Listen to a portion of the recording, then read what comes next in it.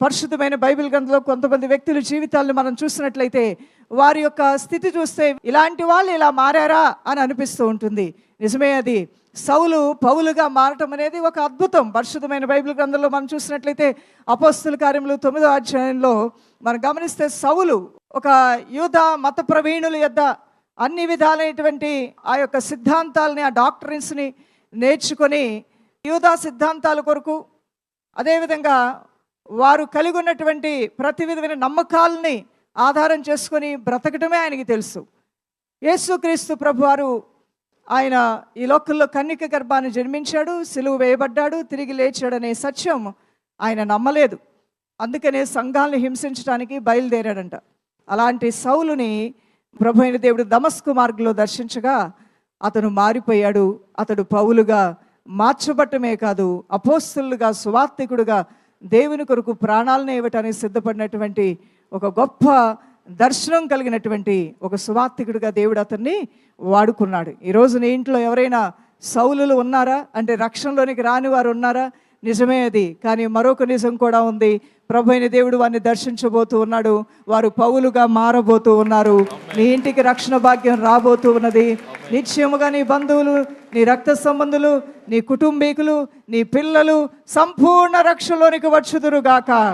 మరొక వ్యక్తిని మనం చూసినట్లయితే రాహాబు.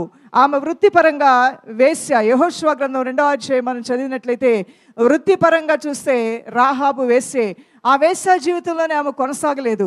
దేవుని దర్శన భాగ్యం పొందుకున్న తర్వాత ఇశ్రాయేలీల గుడారాల మధ్యలో ఈమె కూడా గుడారాన్ని వేసుకొని ఇశ్రాయేలీల్లో ఒకరా అన్నంతగా ఆస్వాదింపబడి తన జీవితంలో మార్పును చూసింది. తన వృత్తి మంచి వృత్తి కాదు అని తెలుసుకున్నప్పుడు దేవుడు ఆమెను దర్శించినప్పుడు తన మనస్తత్వాన్ని, తన హృదయ స్థితిని మార్చుకొని మంచి స్థితిలోనికి మారటానికి ఇష్టపడ్డది. ఇది మారు మనస్సు అంటారు. ఈ మారు మనస్సు అనుభవం లేనటువంటి వారు పరలోక రాజ్యంలో ప్రవేశించుట అసాధ్యం. దైవజనమా, నీవు బాప్టిజం తీసుకున్నప్పటికీ కూడా, నువ్వు అన్ని భాషల్లో మాట్లాడుతున్నప్పటికీ కూడా మరలా నువ్వు ఈ మారు మనసు అనుభవంలోంచి తొలగిపోయి చీకటి కార్యాల్లోనికి వెళ్ళినట్లయితే వాక్యం జ్ఞాపకం వస్తుంది కదా, ప్రభువా ప్రభు అని పిలిచే అందరూ పరలోక రాజ్యంలో ప్రవేశించరు అని ప్రభు అయిన దేవుడు సెలవిస్తున్నాడు. అందుకనే ఒక్కసారి నీకు మారు మనసు అనే అనుభవం వచ్చిన తర్వాత దానికి తగినటువంటి ఫలాలు నువ్వు ఫలించాలి. ఏ చెట్టు దానికి తగిన ఫలాలని ఫలిస్తుంది. చేదు కాయలు ఉన్నటువంటి చెట్టు చేదు ఫలాలనే ఇస్తుంది. మంచి కాయలు కాసే చెట్టు మంచి ఫలాలనే ఇస్తుంది. దొండకాయలు ఉంటాయి, బీరకాయలు ఉంటాయి, దోసకాయలు ఉంటాయి, వాటిలో కూడా చేదు ఉంది అంటూ ఉంటారు. ఆ దోసకాయలు చేదు ఉందో లేదో చెక్ చేసుకోవాలి. లేకపోతే కనుక మనం పడిన ప్రయాసంతా కూడా కూర ఎంత చేసినా వేస్ట్ అయిపోతూ ఉంటుంది. మన యొక్క ఆ చెట్టును బట్టి ఫలాలు అనేవి ఉంటూ ఉంటాయి. నీ జీవితకాలం అంతట్లో కూడా నీ చెట్టు చేదు చెట్టుగా మారకుండా చూసుకోవాలి. ఒకే బావిలో నుండి చేదు నీరు, మంచి నీరు రావట సాధ్యము కాదు కదా. అలానే ఒకే హృదయంలో నుండి మంచి జీవితం, చెడ్డ జీవితం రెండు కలగలిపి ఒక వ్యక్తి జీవిస్తే తాను మోసం చేసుకున్నట్లే కదా అని ప్రభు అయిన దేవుడు సెలవిస్తూ ఉన్నాడు. నీ హృదయంలో నుండి మంచితనాన్ని, జీవజలాన్ని ప్రభు అయిన దేవుడు కోరుకుంటూ ఉన్నాడు. రాహాబ్ అనే స్త్రీ కూడా తన బ్రతుకుని మార్చుకుంది, తాను ఉపేక్షించుకుంది అని చెప్పాలి.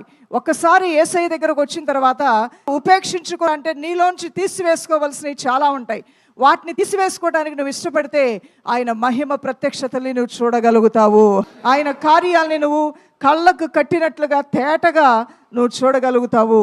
ఆయన కోరుకున్న కార్యాలు, నువ్వు కోరుకున్న కార్యాలు నీ జీవితంలో బలముగా జరగటం నువ్వు చూడగలుగుతావు.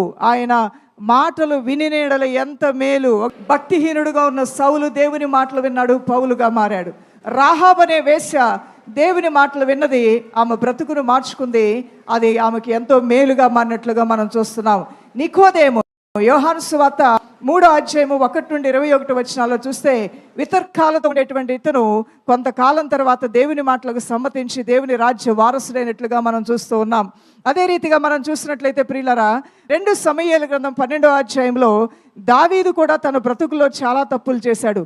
కానీ దేవుని మాట అతని యొద్దకు వెళ్ళినప్పుడు పశ్చాత్తాపంతో తన జీవితంలో వ్యర్థమైనటువంటి ఆ కామ క్రోధములను ఉపేక్షించుకున్నాడు, తీసివేసుకొని ప్రభు తట్టు తిరగ్గా శాశ్వతమైన కృపకు పాత్రుడైనట్లుగా మనం చూస్తూ ఉన్నాం.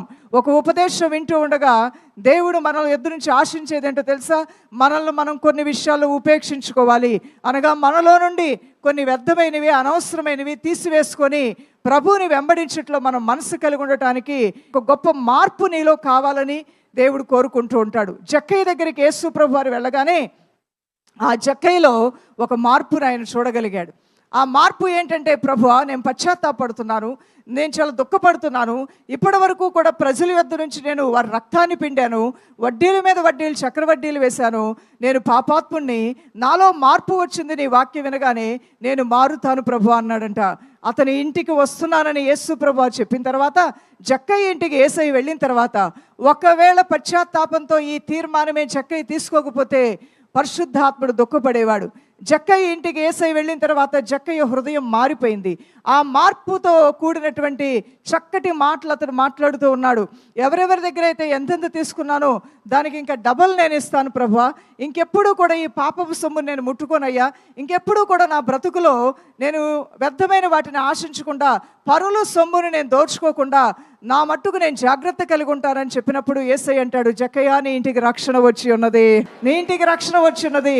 ఈ మార్పు మనలో చూడాలని దేవుడు ఆశపడుతూ ఉంటాడు.